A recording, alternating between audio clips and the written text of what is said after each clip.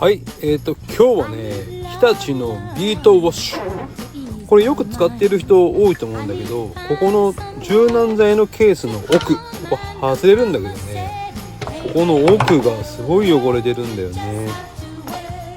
ここ見て、ちらっと見えた？これね、全部カビです。